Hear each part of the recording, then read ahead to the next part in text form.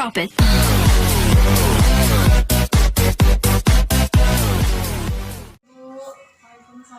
Dulu perkenalkan, saya Siti Nidarwasi, mahasiswa dari Keperawatan Universitas Wajah. Di sini saya mewakili dari kelompok saya untuk memberikan penyuluhan kepada ibu tentang hipertensi sesuai dengan keadaan ibu saat ini. Apakah ibu tahu sedikit tentang hipertensi? Tahu. Oke. Nanti saya akan menjelaskan hipertensi lebih lanjutnya ya.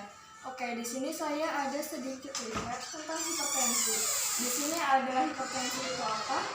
Terus di sini ada tanda dan gejalanya, dan di sini juga faktor apa saja yang akan menyebabkan hipertensi itu atau pemicunya. Ibu, ini silakan dibaca nanti. Kalau begitu, saya akan melanjutkan untuk pemateri hipertensinya ya. Tentang materi hipertensi ya. Nah, hipertensi itu sendiri dari istilah dari penyakit darah tinggi. Jadi kondisi darah tinggi ini dapat mengakibatkan berbagai komplikasi kesehatan yang membahayakan nyawa sekaligus. Nah, dari penyakit ini bisa menyebabkan jantung, dari stroke, bahkan sampai kematian juga. Nah, tekanan darah ini diartikan sebagai kekuatan yang diberikan oleh sirkulasi darah terhadap dinding arteri tubuh, yaitu dari pembuluh darah ini yang diutama yang berada di dalam tubuh. Besar tekanannya ini tergantung pada resistensi pembuluh darah dan seberapa keras jantung bekerja. Jadi semakin kencang, semakin banyak darah yang dipompa oleh jantung, nah semakin sempit juga pembuluh darah arteri, maka tekanan darah akan semakin tinggi ya.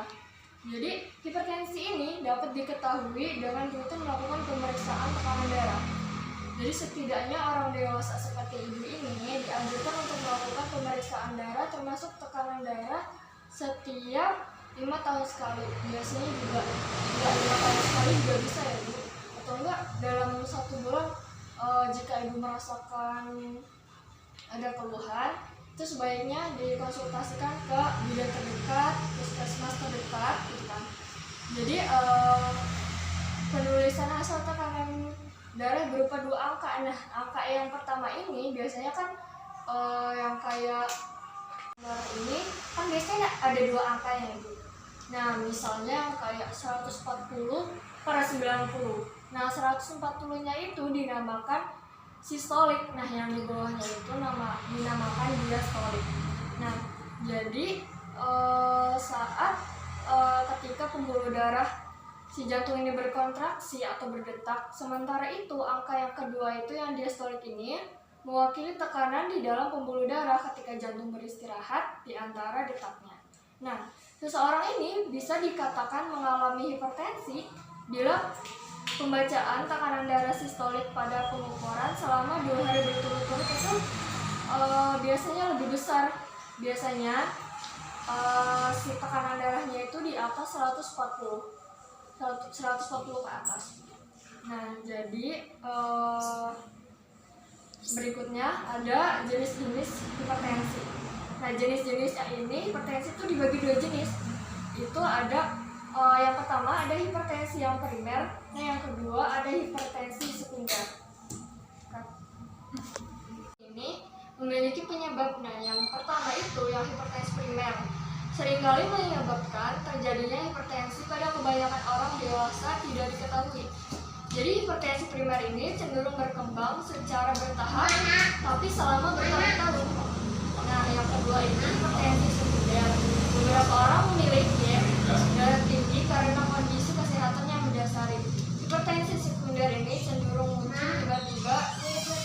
Yang hipertensi sekunder, beberapa orang memiliki tekanan darah tinggi karena kondisi kesehatan yang mendasarnya.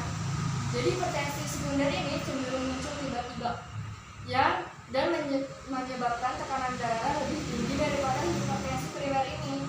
Nah, berbagai kondisi yang dapat menyebabkan hipertensi sekunder ini biasanya antara lain masalah ginjal, terus adanya masalah tiroid, terus cacat bagian di pembuluh darah. Terus dari obat-obatan juga bisa nih Bu, kayak semisalnya seperti pil KB, terus obat flu juga, terus sama obat penghilang rasa sakit yang dijual bebas gitu. Terus ada bisa juga nih Bu dari obat-obatan pengaruh juga. Nah, ada juga dari tumor kelenjar adrenal. Nah, selanjutnya ada penyebab si hipertensinya ini, biasanya dari orang kebiasaan merokok ini pada di usia muda. Nah, biasanya yang punya kebiasaan merokok ini patut diwaspadai hipertensi nih Bu. Jadi dia itu akan lebih mudah daripada yang bukan perokoknya. Jadi asap rokok ini punya kemungkinan besar meracuni darah yang seharusnya menjadi sarana pembawa oksigen ke seluruh tubuh. Nikotin pada rokok juga berperan besar nih. Jadi untuk biasanya itu memengaruhi si pembuluh darahnya sehingga terjadinya pengerasan. Nah, darah yang mengandung nikotin ini dapat mengganggu kinerja jantung, dan biasanya kan yang biasanya merokok biasanya itu akan batuk-batuk gitu ya Bu. Jadi di saat jantung memompa darah, terus akibatnya jantung itu akan lebih keras untuk memompa agar darahnya tersebar ke seluruh tubuh. Nah, ada genetika, faktor resiko yang tidak bisa dihindari, namun bisa dikontrol. Nah, riwayat hipertensi ini pada keluarga juga adalah salah satu sebabnya. Jadi, nggak heran tuh jika anak-anak dari keluarganya mempunyai riwayat hipertensi ini. Kalau misalnya anak ukuran 17 tahun ke atas itu biasanya akan beresiko juga ke anaknya. Nah, terus bakal juga akan mengidap penyakit yang sama juga yang ibu rasakan. Jadi ada juga obesitas gitu atau enggak kegemukan. Nah, biasanya orang kegemukan itu kan biasanya nafasnya tuh agak susah gitu ya.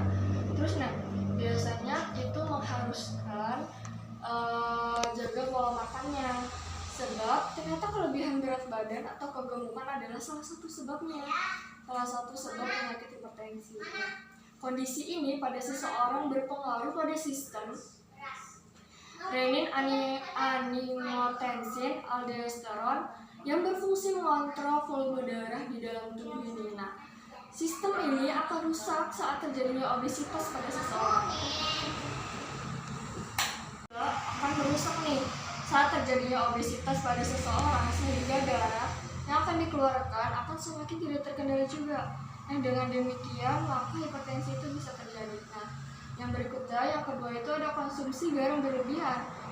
Terus biasanya pada orang-orang dewasa itu akan biasanya merasakan melebihi garam gitu ya, garam banyak gitu. Terus ada juga kebiasaan konsumsi alkohol yang berlebihan nih, biasanya pada anak muda. Nah, ada juga biasanya pada usia lanjut juga ada ya Bu. Nah, ada juga faktor usia dengan kontrol. Terus rutin olahraganya biasanya jarang olahraga juga. Nah, terus ada tingkat stres yang tinggi dengan kontrol, dengan banyak depresi juga. Biasanya orang berpikiran banyak atau depresi itu akan menyebabkan tensinya akan meningkat. Terus ada tanda dan gejala hipertensi juga nih Bu. Biasanya itu antara lain gejala umumnya ada pusing yang menyebabkan sakit kepala yang parah gitu ya Bu. Terus penglihatannya juga bisa buram nih. Terus adanya juga mual karena mungkin tensinya terlalu tinggi. Terus telinga yang berdengung gitu, yang ada bunyi wing gitu ya. Terus ada juga orang kebingungan seperti orang kebingungan. Terus detak jantungnya tidak teratur seperti orang sesak napas. Terus ada juga kelelahan, nyeri dada, dan sulit bernafas juga. Akhir ini ada pencegahan hipertensi. Nah, yang pertama itu ada mengubah pola makan. Jadi pola makan yang sangat buruk itu sangat mungkin menyebabkan tekanan darah melonjak. Jadi diubah pola makan menjadi sehat. Jadi banyakin makanan yang bersayuran atau enggak makan buah-buahan. Nah, yang kedua itu ada rutin olahraga. Nah, biasanya paling minimal sekali itu olahraganya 1 minggu sekali. Nah, paling bagusnya itu kalau bisa 3 kali dalam seminggu. Nah, yang terakhir ini jaga berat badan yang ideal. Apabila ibu merasa kayak badannya sudah gemuk, nah ibu itu bisa menjalani diet sehat ya ibu. Penyuluhannya sudah selesai. Apa yang materi saya berikan semoga bermanfaat ya ibu. Apakah ibu ada pertanyaan mengenai materi hipertensi ini? Cukup, oke. Kalau begitu saya cukupkan. Wabillahi taufiq wal hidayah. Wassalamualaikum warahmatullahi wabarakatuh. Waalaikumsalam warahmatullahi wabarakatuh. Terima kasih Bu.